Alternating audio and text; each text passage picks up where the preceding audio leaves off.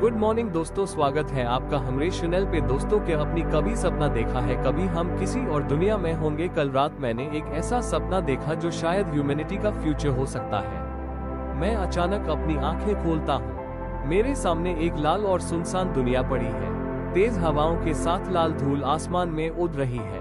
दूर तक ना कोई पेड़ है, ना कोई समुद्र, ना कोई जीवन का निशान। तब मुझे समझ आता है मैं मार्स पर हूँ। टेम्परेचर -60 डिग्री सेल्सियस के आसपास है। अगर मैं बिना स्पेस सूट के बाहर निकलूं, तो कुछ हाई सेकंड्स में मेरी जान जा सकती है। लेकिन फिर मैं आसमान की तरफ देखता हूँ। एक विशाल स्पेसक्राफ्ट मार्स की सरफेस पर उतर रहा है। ये ह्यूमैनिटी का सबसे बड़ा मिशन है। इंसान मार्स पर अपना पहला घर बनाने आए हैं। जैसे हाई स्पेसक्राफ्ट लैंड करता है, एस्ट्रोनॉट्स बाहर निकलते हैं। उनके साथ एडवांस AI रोबोट्स भी हैं। रोबोट्स तुरंत काम शुरू कर देते हैं। कुछ रोबोट्स जमीन को स्कैन करते हैं, कुछ कंस्ट्रक्शन का काम शुरू कर देते हैं। अगले कुछ हफ्तों में इन्फ्लेटेबल हैबिटेट्स तैयार हो जाते हैं। यह स्पेशल होम्स मार्स की खतरनाक रेडिएशन और फ्रीजिंग टेम्परेचर से प्रोटेक्शन देते हैं। ए फ्लैट सबसे बड़ी प्रॉब्लम है पानी। मार्स पर लिक्विड वाटर नहीं मिलता, लेकिन साइंटिस्ट जानते हैं कि सरफेस के नीचे बहुत सी आइस मौजूद है। मैसिव ड्रिलिंग मशीन्स मार्स की जमीन में घुसकर बर्फ निकलना शुरू करती है। आइस को पिघलाया जाता है और पहली बार मार्स पर इंसानों के पास पीने का पानी होता है। लेकिन सिर्फ पानी से काम नहीं चलेगा। सांस लेने के लिए ऑक्सीजन भी चाहिए। एडवांस मशीन्स पानी को हाइड्रोजन और ऑक्सीजन में तोड़ती है। धीरे धीरे कॉलोनी के अंदर ब्रीदेबल एयर तैयार होने लगती है। ए फ्लैट अगला चैलेंज है खाना।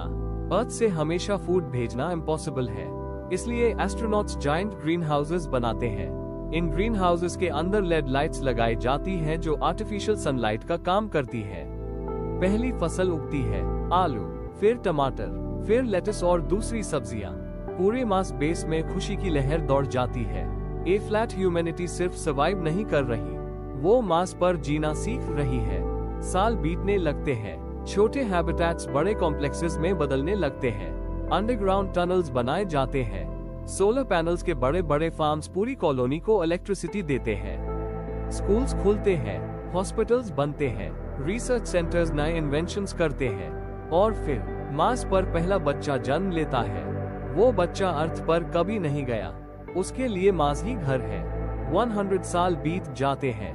ए फ्लैट मार्स पर लाखों लोग रहते हैं। जाइगेंटिक ट्रांसपेरेंट डोम्स के अंदर पूरे शहर बस चुके हैं।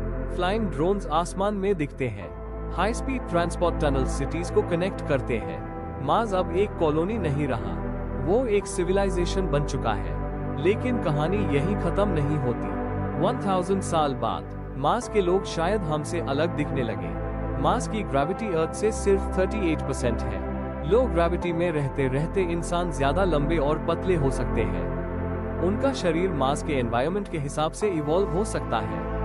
ए फ्लैट ह्यूमैनिटी और भी बड़ा सपना देखती है, मार्स को अर्थ जैसा बनाना। साइंटिस्ट जायंट एटमॉस्फेरिक फैक्ट्रीज बनाते हैं। Artificial green house gases release की जाती है।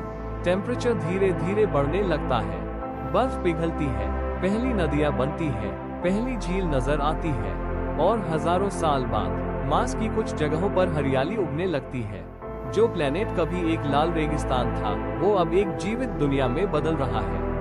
मैं मार्स की सरफेस पर खड़ा ये सब देख रहा था। तभी मेरी आंख खुल गई। मैं वापस अपने कमरे में था, लेकिन एक सवाल मेरे दिमाग में रह गया। क्या ये सिर्फ एक सपना था, या ह्यूमैनिटी के फ्यूचर की एक झलक? क्योंकि हम अर्थ पर पैदा हुए हैं, लेकिन शायद हमारी मंजिल सिर्फ अर्थ तक सीमित नहीं है। शायद एक दिन मार्स हमारा दूसरा घर होगा।